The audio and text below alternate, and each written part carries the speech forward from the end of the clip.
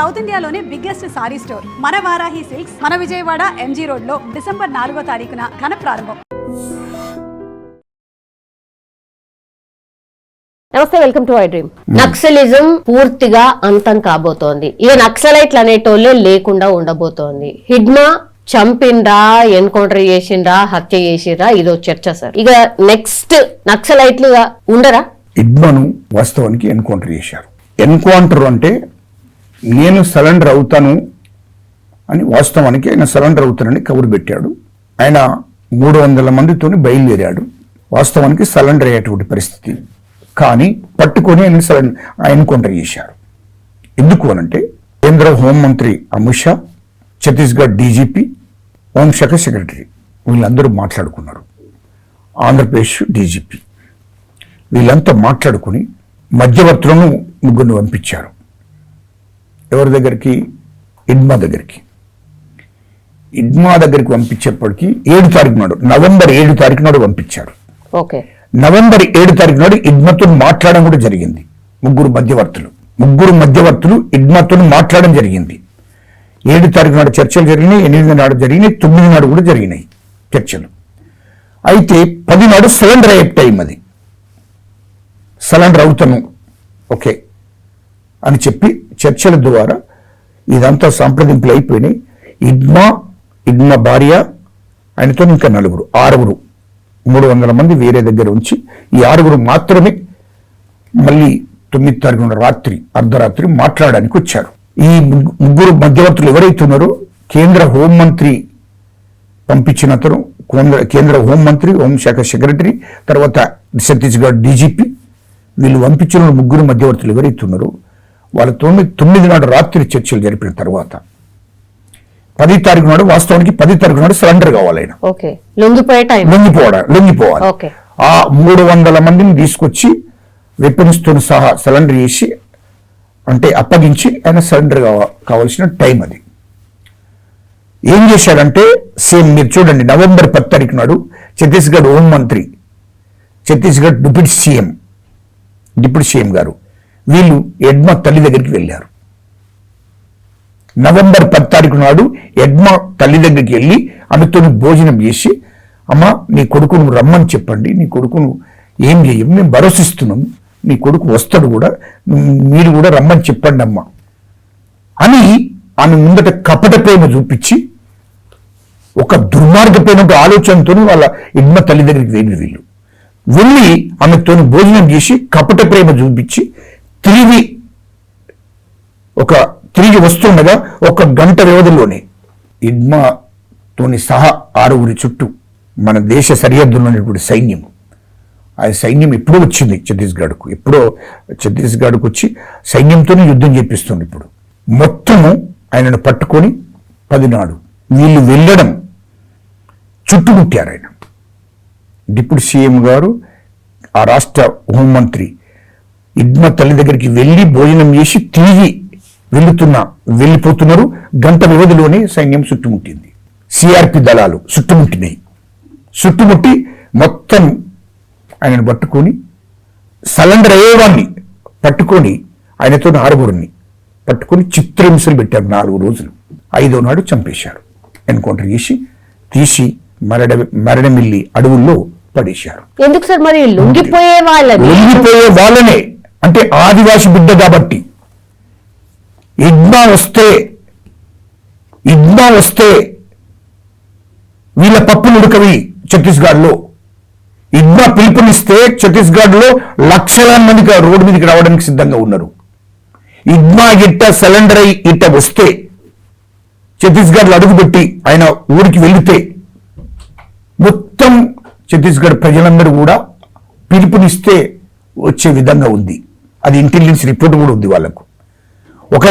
ఒకవేళ హిడ్మా వచ్చి సరెండర్ అయి వచ్చినాక, ఒకవేళ రాజకీయ పార్టీ పెట్టినా, ఒకవేళ ఏదైనా రాజకీయ పార్టీలో చేరి దాంట్లో ఎమ్మెల్యేగా గెలిస్తే, రేపు ఆ రాష్ట్రంలో ఉన్నటువంటి లక్షలాది మంది ఆయన మాట నమ్ముతున్నారు. ఆ లక్షలాది మంది నమ్ముతున్నారు కాబట్టి ఆయన ఏ పార్టీ నుండి అయితే పోటీ చేస్తాడో ఆ పార్టీని గెలిపించే పరిస్థితి ఉంది. అవసరం అనుకుంటే ఆయన ఈ రాష్ట్రానికి ముఖ్యమంత్రి అవుతాడు ఛత్తీస్గఢ్. కాబట్టి మా బీజేపీని ఛత్తీస్గఢ్ లో భూస్థాపితం చేస్తారు, బీజేపీని ఉంచడు అనే ఆలోచనతోనే కేంద్ర హోంమంత్రి అమిత్ షా గారు, ఛత్తీస్గఢ్ ముఖ్యమంత్రి, అక్కడ ఉన్న డీజీపీ వీళ్ళంతా కుట్రతంత్రం చేసి ఆయన చంపించారు. ఆయనను చంపడం కరెక్ట్ కాదని దేశవ్యాప్తంగా నిరసనలు తెలియజేస్తున్నారు. మొన్న ఢిల్లీలో ఆల్ యూనివర్సిటీ విద్యార్థులందరూ వచ్చి ధర్నా చేశారు. ఏంటి దేశవ్యాప్తంగా కూడా ఆయనకు సానుభూతి ఉంది ప్రజలలో. రెండవది ఛత్తీస్గఢ్ ప్రజలందరూ కూడా ఆయన వెన్నంటుంటారు. కాబట్టి ఇదంతా ఆలోచించారు. ముఖ్యంగా బీజేపీ ప్రభుత్వం రాని ఛత్తీస్గఢ్ లో అని ఆలోచన చేశారు. ఒక దుర్మార్గమైన ఆలోచన. ఇడ్మా ఒక ఆదివాసి బిడ్డని చంపారు కదా, మరి మల్లోజులు ఎందుకు చంపలేదు మీరు? అది ఆశ్రమం ఎందుకు చంపలేదు మీరు? ఇంతమంది సరైన వాళ్ళని ఎందుకు చంపలేదు? వాళ్ళతో ఏం కాదు, వాళ్ళ అప్పర్ క్యాస్టులు కాబట్టి, వాళ్ళకు మీకు దగ్గర కాబట్టి, 2-3 నుంచి మీకు టచ్చింగ్ ఉంది కాబట్టి వాళ్ళని చంపలే. ఒక ఆదివాసి బిడ్డ, ఒక అనగారిన కులాల బిడ్డ, ఒక దళిత బిడ్డ. ఇందులో కూడా మతాలు కుల వ్యవస్థ ఉంది. ఇడ్మాను అవసరం అనుకుంటే ఇడ్మాను చంపేయాలని కుట్రంత్రాలు చేసేది కూడా మావోయిస్టు పార్టీలో ఉన్నటువంటి అప్పర్ క్యాస్ట్ వాళ్ళని. ఇది వాస్తవం చెప్తున్నాను నేను, నాకు తెలుసు. నేను ఇడ్మాతో కలిసి మాట్లాడినాను. నేను 2005, 2006లో నేను మాట్లాడినా, నాకు తెలుసు కదా. మీతో మాట్లాడడానికి రీజన్ ఏంటి? మిమ్మల్ని విలువడానికి రీజన్? నేను అప్పటికి నేను ఉద్యమం చేస్తున్నా. అక్కడ ఉన్నటువంటి 100,000 మందిని ఎన్కౌంటర్లు జరుగుతున్నాయి అప్పుడు. మొత్తం తెలంగాణ మొత్తం, ముఖ్యంగా కరీంనగర్, ఆదిలాబాద్, నిజామాబాద్ పెద్ద ఎత్తున ఎన్కౌంటర్లు జరుగుతున్నాయి. ఇటు మావోయిస్టు పార్టీలు, ఇటు జనశక్తులు, నక్సలైట్లలో పనిచేస్తున్నటువంటి మెజార్టీ పీపుల్ ఎస్సీలు, ఎస్టీలు, ఆదివాసీలు, బీసీలలో, సాకల మంగళంలో, యాదవులు వీళ్ళున్నారు. వీళ్ళందరినీ కూడా ఎన్కౌంటర్ చేస్తున్నారు మొత్తం రాష్ట్ర వ్యాప్తంగా. మొత్తం జరుగుతుంది. కానీ అందులో ఉన్నటువంటి నాయకత్వం అంతా మాత్రం సిటీలలో వేరెక్కడ లగ్జరీగా జీవిస్తున్నారు. అందులో పనిచేస్తున్నారు. వాళ్ళ మీద ఈ ఆధిపత్యం, దీనికి ఎవరైతే నాయకత్వం వహిస్తారో వాళ్ళందరూ మావోయిస్టు నాయకత్వం వహించటోళ్ళు కానీ, ఇటు జనశక్తి నాయకత్వం వహించటోళ్ళు కానీ, సిటీ ఏరియాలో వాళ్ళు మంచిగా లగ్జరీగా జీవిస్తున్నారు. అది నేను గమనించిన ఆనాడు. మరి చనిపోతున్నట్టు ఎవరు? ఎస్సీలు, ఎస్టీలు, బీసీలు, సాకలి మంగళులు, యాదవులు, ఆదివాసులు. నేను అప్పుడు తిరుగుబాటు మొదలుపెట్టాను. ఆనాడు 55 మందిని సరెండర్ చేయించాను నేనే. మంత్రి మాదేపూర్, కాటారం, మహాముత్తారం, ఆ గోదావరి ప్రాంతం ఏదైతే ఉందో, గోదావరి నది తీరం ఏదైతే ఉందో, ఇటు పోతే మల్లపూర్, కతలపూడి, కొరట్లమెట్పల్లి ఏరియా ఏదైతే ఉందో, ఆ గోదావరి ప్రాంతం అంతా కూడా, గోదావరి నది తీరం అంతా కూడా ఆ ప్రాంతం అప్పుడు వాళ్ళందరికీ అర్థమైపోయింది. నేనేం చెప్పానంటే, ఎస్సీలు, ఎస్టీలు, ఆదివాసులు కానీ, దళితులు కానీ ఎవరు ఇళ్లలో వాళ్ళకి షెల్టర్ ఇవ్వకండి, భోజనాలు పెట్టకండి. ఎందుకు ఆ మాట అన్నా? వాళ్ళని ఎన్కౌంటర్ చేస్తున్నారు పోలీసు అంతా. ఎస్సీ బిడ్డలను, బీసీ బిడ్డలను, ఆదివాసీ బిడ్డలను, గిరిజన బిడ్డలను తీసుకుపోయి అర్ధరాత్రి తీసుకుపోయి ఎన్కౌంటర్ చేసేస్తున్నారు. 100 మంది పిట్టలు రాలినట్టు రాలిపోతున్నారు. అక్కడ నేను భరించలేకపోయాను. ఒక 50 ఏళ్ల కింద నక్సలిజం అంటే నీతి నిజాయితీగా భూస్వాములకు వ్యతిరేకంగా పనిచేశారు. దాన్ని ఇప్పటికి ఒప్పుకుంటా నేను. భూస్వాములకు, పెత్తందారులకు వ్యతిరేకంగా పోరాటం చేశారు. చాలా భయంకరంగా ఉంటుండే. అప్పుడు 50 ఏళ్ల కిందట నీతి నిజాయితీగా పనిచేశారు. తర్వాత కాలం ఏమైందంటే, నేను ఇంకోటి కూడా అడుగుతున్నా, మావోయిస్టు పార్టీని, ఈ నక్సలిజాన్ని మొత్తం మావు లెనిన్ సిద్ధాంతం, ఇటు అంబేద్కర్ సిద్ధాంతాన్ని, ఇవి వేరు. నేను ఒకటి అడుగుతున్నా, ఎందుకు మీరు కుల నిర్మాణం చేయలేదు? ఏంటి మీ సిద్ధాంతం? మావో సిద్ధాంతం, లెనిన్ సిద్ధాంతం, కమ్యూనిస్ట్ సిద్ధాంతం, ఏంటి మీ సిద్ధాంతాలు? ఈ దేశంలో డాక్టర్ బాబాసాహెబ్ అంబేద్కర్ గారు ఆనాడే చెప్పాడు, ఈ దేశంలో కుల నిర్మూలన జరగాలి, ఈ కుల వ్యవస్థను నాశనం చేసేదాకా సమాజం మారదు అని చెప్పాడు. ఇప్పుడున్న టెక్నాలజీ, ఇప్పుడున్న వ్యవస్థ ద్వారా అసలు ఇంపాసిబుల్ సార్ అక్కడ ఉండి పోరాటం చేయడం కూడా. అయితే నేను అప్పుడు ఈ పిలుపునిచ్చేటోనే, ఈ పిలుపుని ఇవ్వడంతో అక్కడ మొత్తం అడవి ప్రాంతం, అప్పుడు అదంతా మహాముత్తరం, అదంతా ఆ గోదావరి ఆ ఏరియా అంతా అడవి ప్రాంతం. ఇదంతా ఎవరు స్పందిస్తలేరు అప్పటికి ఇడ్మా ఆ ప్రాంతానికి వచ్చాడు. ఓకే, అక్కడ మేము ఎవరు అసలు అక్కడ ఉన్నటువంటి ప్రతి గ్రామంలో సంఘాలు ఉంటాయి, దళిత మూమెంట్, అందరూ దళితులు, గిరిజనులు అంతా ఏంది అంటే వాళ్ళ దగ్గర నుంచి ఇన్ఫర్మేషన్ తీసుకున్నారు. గజ్జల కాంతం, అసలు కాంతం ఎవరు, అసలు ఏంది ఇదంతా, ఏంది అంబేద్కర్ సిద్ధాంతం, అంబేద్కర్ ఐడియాలజీ, అసలు మీరందరూ బయటకు పోవడం ఏంది అసలు మీరు ఏంటి అంటే అక్కడ యువత అంతా చెప్తే కాంతంను ఒకసారి పిలవండి అని. అప్పుడు నన్ను మధ్యవర్తి ద్వారా నన్ను పిలిపియడం జరిగింది, మాట్లాడడం జరిగింది. పోయినా నేను చాలా అడవి ప్రాంతం, చాలా దూరంగా వెళ్ళిపోయి దాని మీద గంట డిస్కషన్ జరిగింది ఆయనకు నాకు. ఏంటి అసలు శాంతంగా అడిగాడు, ఏంటి అసలు ఏంది అసలు నీ ఉద్దేశం ఏంది, నీ లక్ష్యం ఏంది, వాట్ ఏంటి చెప్పు అని అంటే అప్పుడు చెప్పాను నేను. ఇప్పుడు మీతో మాట్లాడిందే చెప్పాను. అవన్నీ చెప్పినాక అక్కడ షాక్ అయ్యాడు.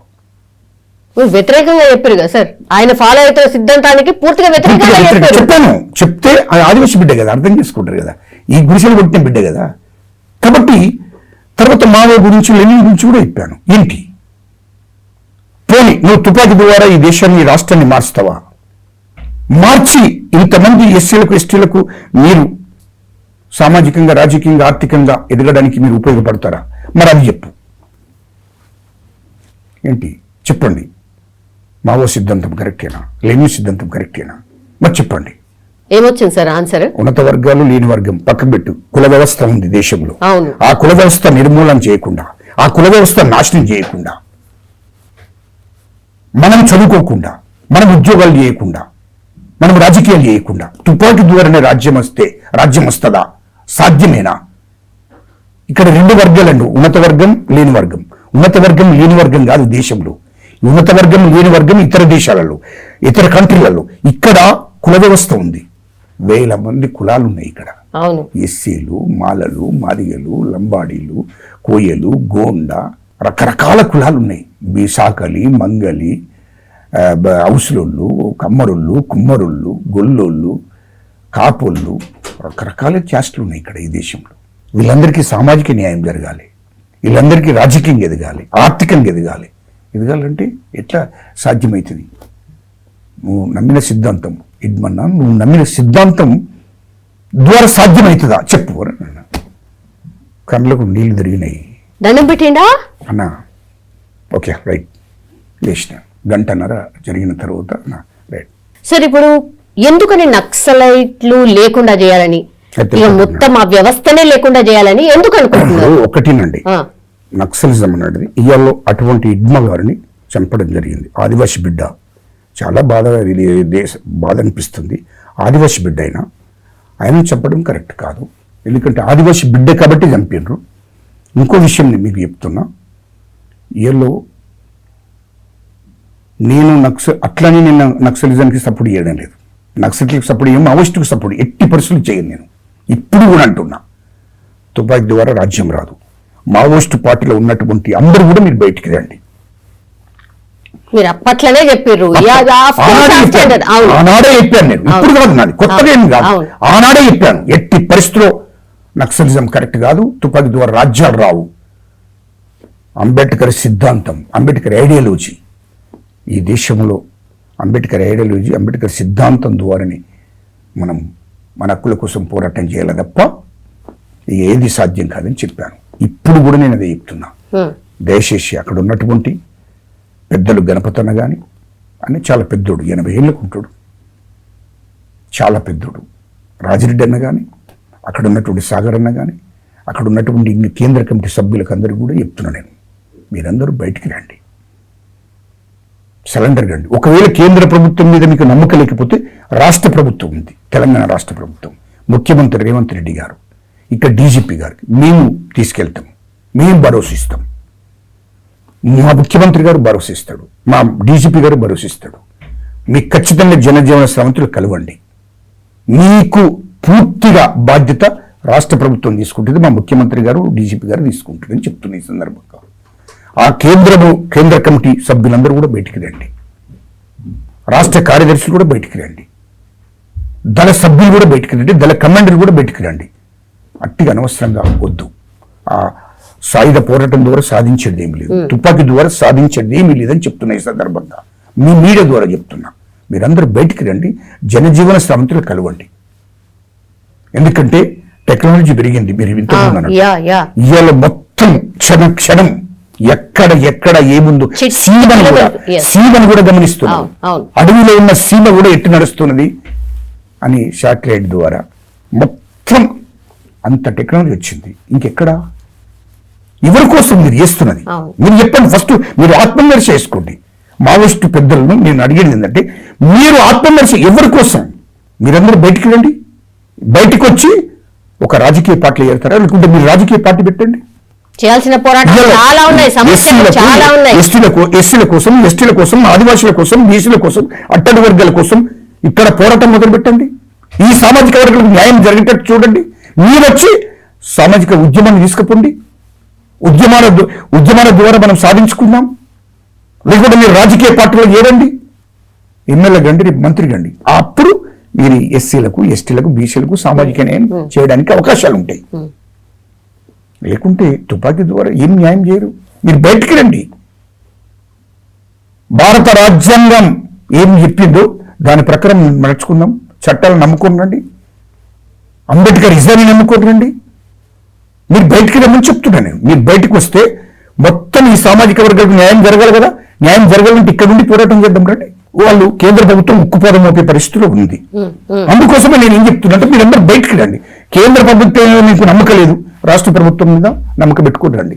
మేము స్వయంగా మీ మీడియా ద్వారా చెప్తున్నాం, మేము స్వయంగా ముఖ్యమంత్రి గారి దగ్గరికి, డీజీపీ గారి దగ్గరికి తీసుకెళ్తాం.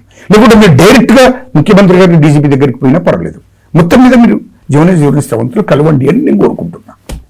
Yes sir, thank you sir, thank you so much. And for more videos, Please subscribe to iDream. Please subscribe to iDream. Please subscribe iDream. and please subscribe to iDream. For more videos, subscribe to iDream. please like, share and subscribe to the channel. Congratulations, iDream. subscribe to iDream. Subscribe to iDream. So subscribe to iDream Media.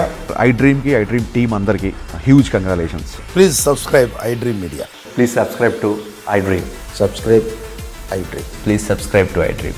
iDream అంటే నా కళల ఛానల్ను subscribe చేసుకున్న నోరు తిరుగుతలేదు, మీరైతే గంట గుర్తు కొట్టండి. For more such videos, please subscribe to iDream. Subscribe to iDream. Please subscribe to iDream. Please subscribe iDream Media. Please do subscribe to iDream. Please subscribe to iDream Media. For best entertainment and information, please subscribe iDream. And don't forget to subscribe to iDream.